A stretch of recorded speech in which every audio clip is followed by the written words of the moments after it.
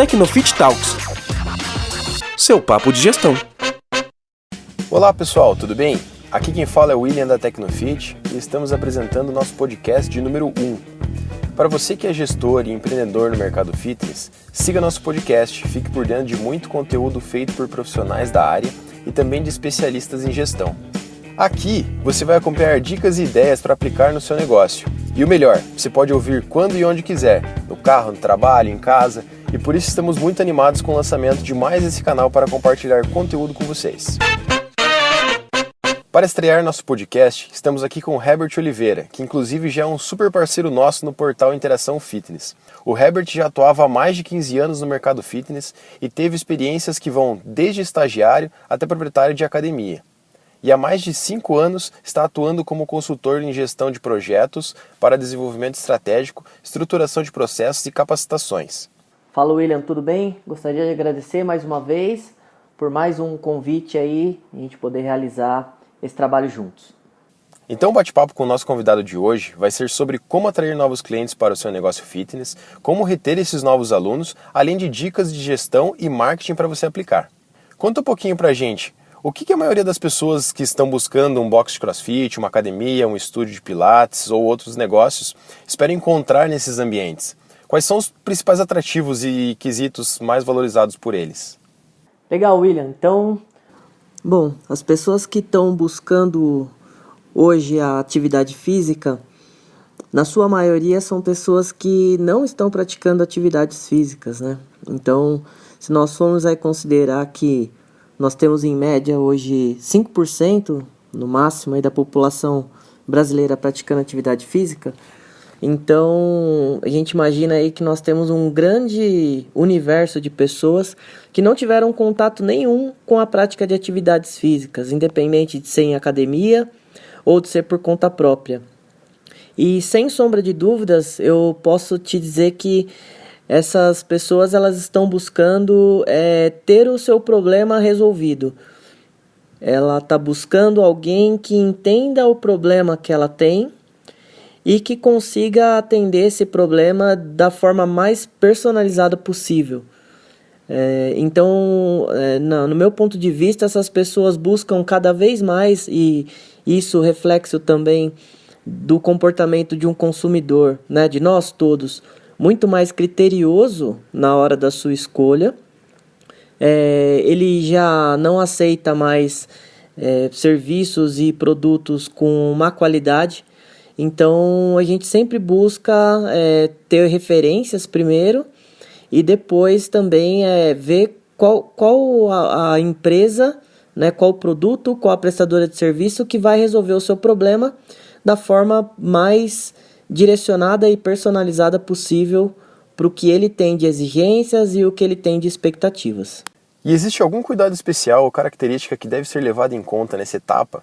Isso no que se diz respeito à diferenciação de serviços por modalidade? E você pode nos dar alguns exemplos? Olha, em relação à diferenciação, eu acredito que o primeiro passo é você realmente identificar quem você quer atender com o seu serviço. E isso é uma primeira tarefa e eu costumo dizer que é a mais difícil, que é você determinar o público que você realmente quer atender, para você não ficar tentando atender a todos e não atender nenhum, ou atender a todos de forma não completa. Então eu acredito que esse primeiro passo de posicionamento, ele deve ser um exercício feito antes até de você criar o seu leque de opções. A partir desse momento, você consegue criar produtos e programas determinados para diferentes objetivos. Essa criação de programas, programa de emagrecimento, programa de fortalecimento, de qualidade de vida, esses programas eles facilitam e muito a decisão do cliente. E ele cria uma percepção na cabeça do cliente de organização. Ele percebe que sua empresa tem uma organização em relação ao que ela está ofertando. Imagina que seu cliente, o seu potencial cliente, quando ele vai visitar a sua academia, pelo menos mais 2 academias ele vai visitar também, porque ele está fazendo a escolha dele, né? Onde ele vai depositar a confiança dele para que alguém consiga ajudá-lo a resolver o problema que ele tem, seja ele qual for. em relação à prática de atividades físicas. Se ele visita 3 empresas, uma das empresas, que eu espero que seja a sua, ela tem muito bem determinado o que ela entrega, como é o programa, qual o prazo, para quem é direcionado aquele programa. E ele visita outras 2 que não possuem esse tipo de abordagem inicial, você tem um potencial incrível de poder conquistar a confiança desse cliente para ele se matricular com você. Então, eu sempre costumo dizer, os detalhes, eles são o ponto determinante para o cliente fechar ou não fechar o plano dentro da sua academia. Desde a hora que ele encontra você na internet, até o momento que ele vai até lá e ele é abordado pela sua consultora de vendas, pela sua equipe técnica, enfim.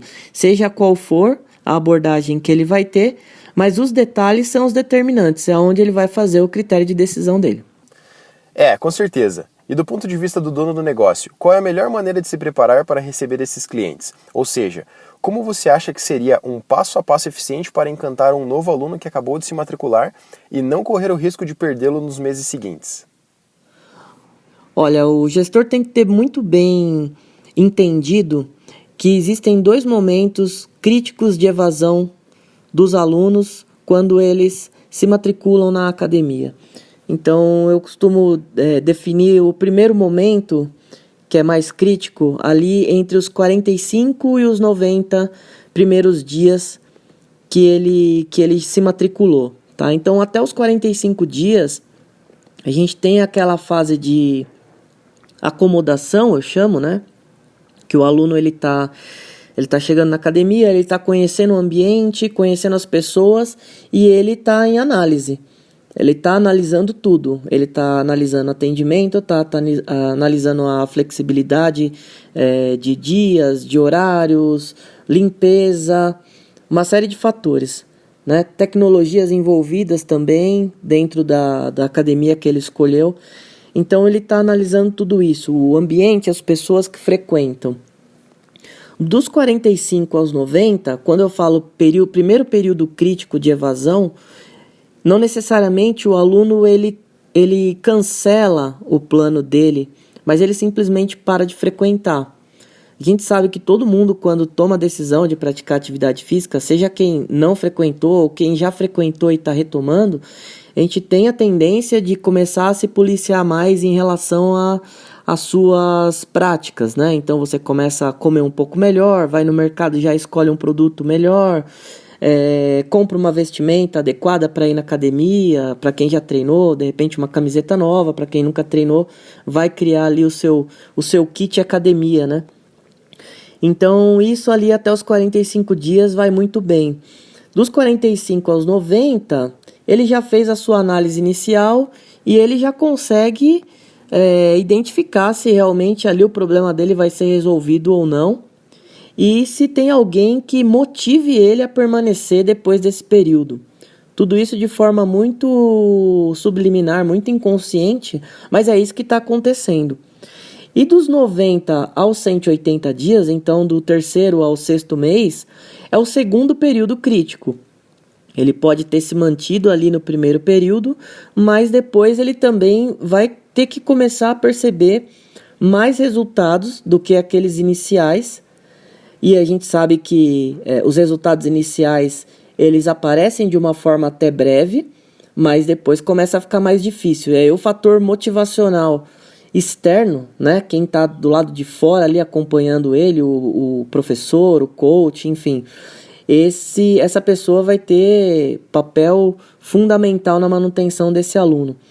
Então, o que eu penso é que o gestor tem que ter muito bem entendido que algum tipo de resultado tem que aparecer para esse cliente dentro desses períodos críticos de evasão.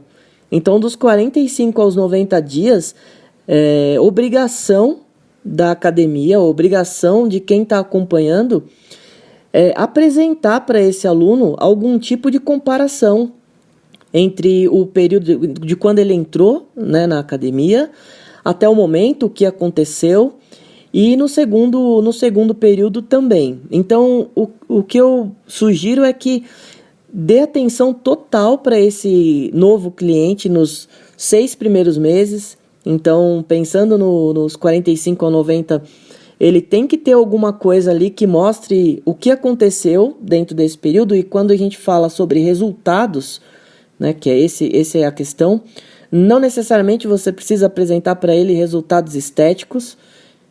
Você pode apresentar resultados cognitivos, como, por exemplo, melhora da autoestima, melhora da autoimagem, tá dormindo melhor, disposição diária. São vários fatores que a gente consegue apresentar para ele que esses resultados são muito mais rápidos do que, por exemplo, 1 centímetro na fita métrica ou 4% de percentual de gordura.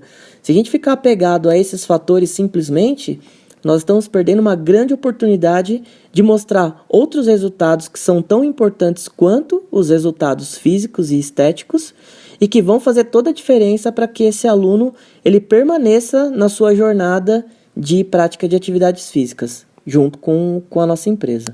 Esses pontos que você levantou são muito importantes, Herbert. E seria interessante para os gestores que estão nos ouvindo agora, você também falar de exemplos do que não se deve fazer. Pode contar com base em situações que você tenha vivenciado na área. Você teria alguns exemplos para dividir com a gente? Bom, vou procurar resumir em 2 itens aqui do que não fazer. Eu acredito que a primeira coisa é você nunca deixar de assistir o seu aluno. Nunca deixe ele por conta própria. Se ele estiver faltando, entre em contato com ele. Se você não tem um programa de acompanhamento de resultados que esse aluno está tendo, com uma periodicidade determinada, implanta agora, porque tudo vira ambiente comum.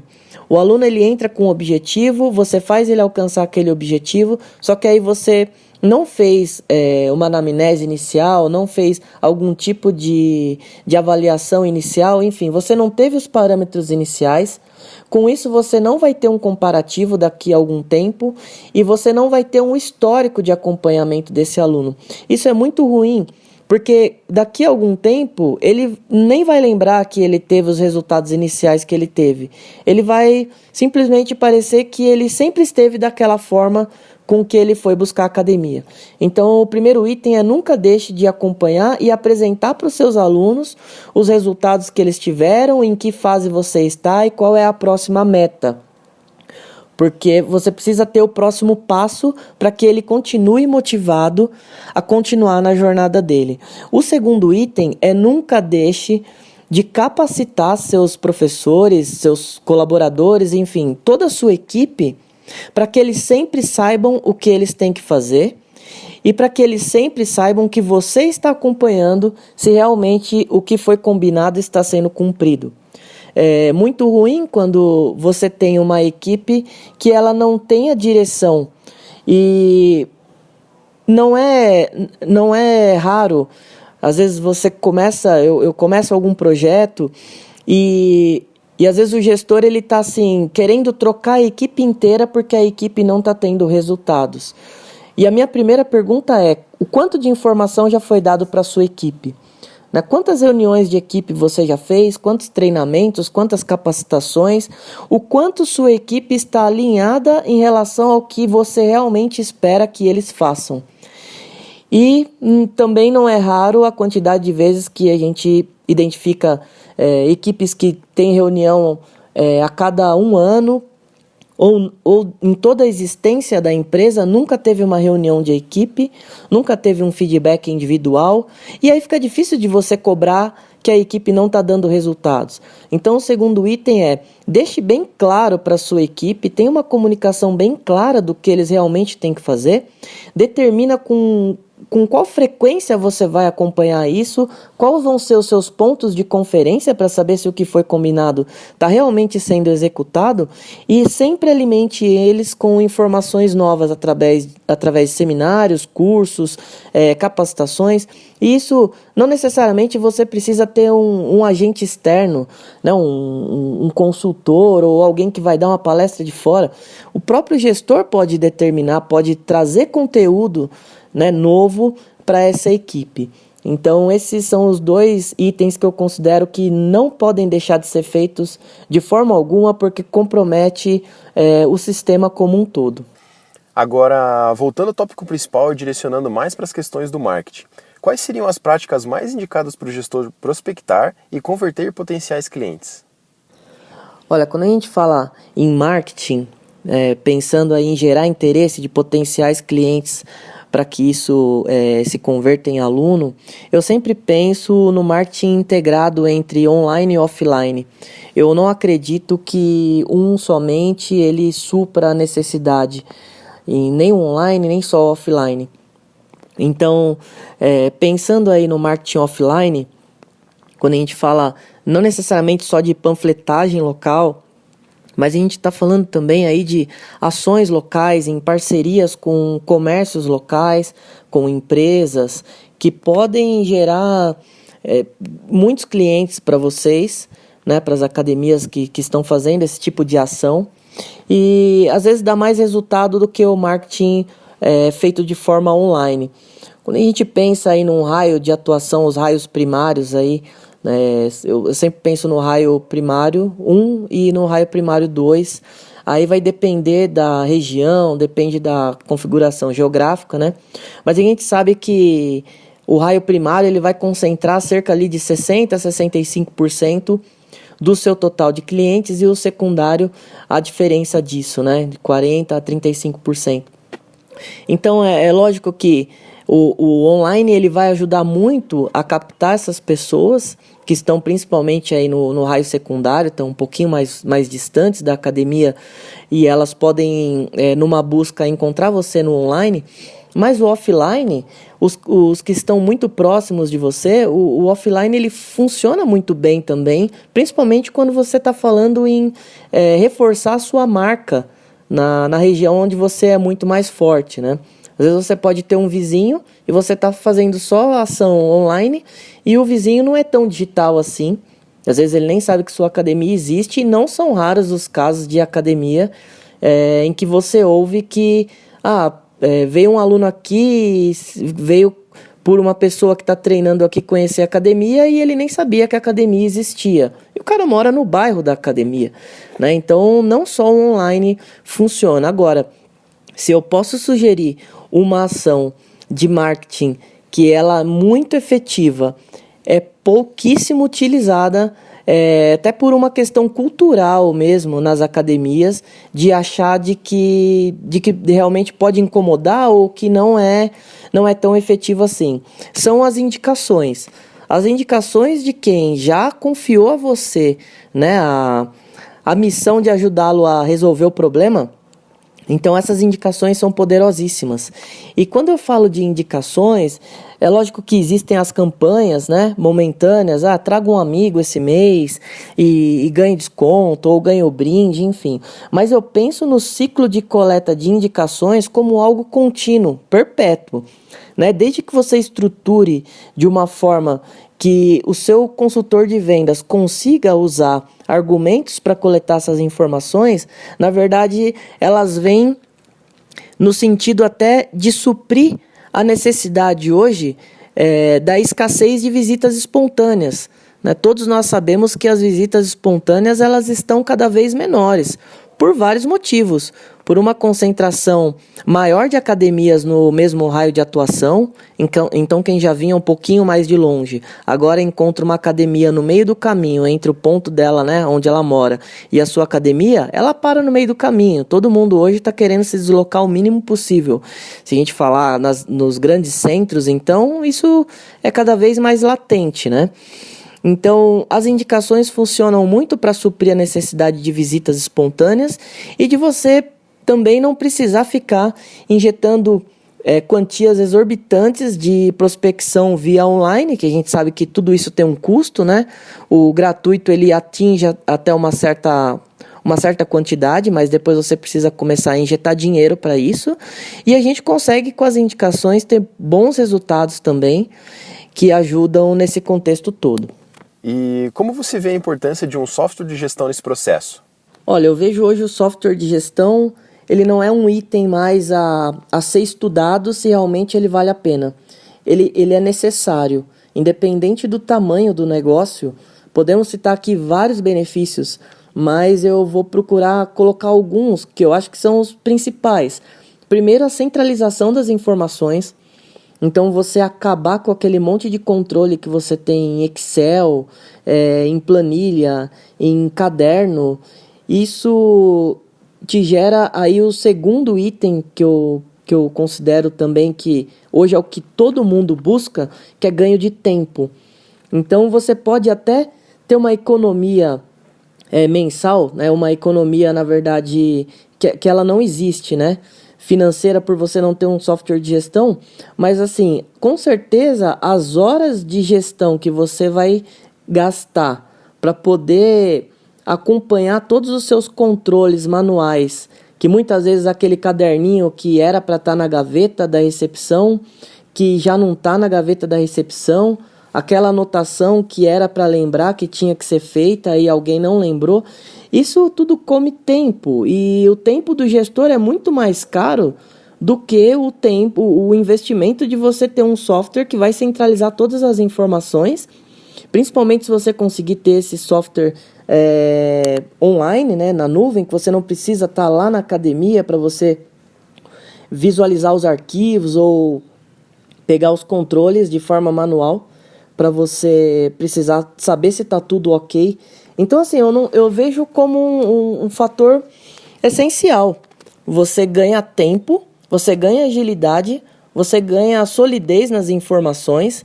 Então, assim, não tem muito o que pensar hoje. Inclusive, personal trainers que tem que centralizar os seus alunos, muitas vezes ele não tem uma forma de cobrança eficiente, depende do aluno pagar mês a mês para ele ali no cheque ou no dinheiro, aí o aluno atrasa. Quando você tem um software que te ajuda a automatizar essas cobranças e você consegue visualizar ali o seu fluxo financeiro, do que você tem de contas a pagar, de contas a receber, fica muito mais fácil de você tomar decisão e você gasta tempo, né? Você direciona o seu tempo para o que realmente importa, que é fazer gestão e não ficar fazendo o controle de planilhas, né? Bom, estamos chegando ao fim do nosso papo. Então, você poderia deixar um recado sobre algum tópico que considera mais importante ou que mereça mais atenção por parte do gestor? E se puder nos dar algumas dicas também do que é fundamental para essa etapa de conquista de novos clientes, o que seria?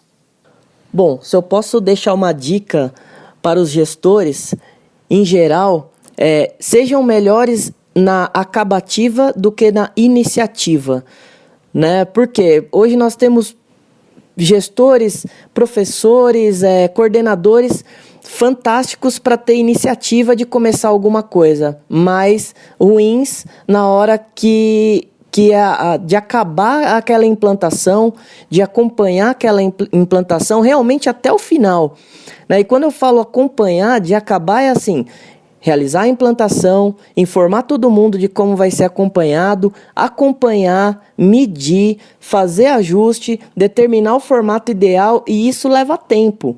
Então não adianta começar um processo e não fazer toda essa sequência. Por quê? Porque vai para a gaveta. E aí quando você tentar implantar outro processo, vai gerar na sua equipe a percepção de que já vem mais uma coisa que começa e termina. Por quê? Porque ele teve a referência da versão anterior, né? Foi implantado, mas não foi acompanhado, não foi acabado, né? Não foi maturado aquele processo. O processo, a implantação, o método, tudo isso demora tempo para consolidar. Não é da noite para o dia.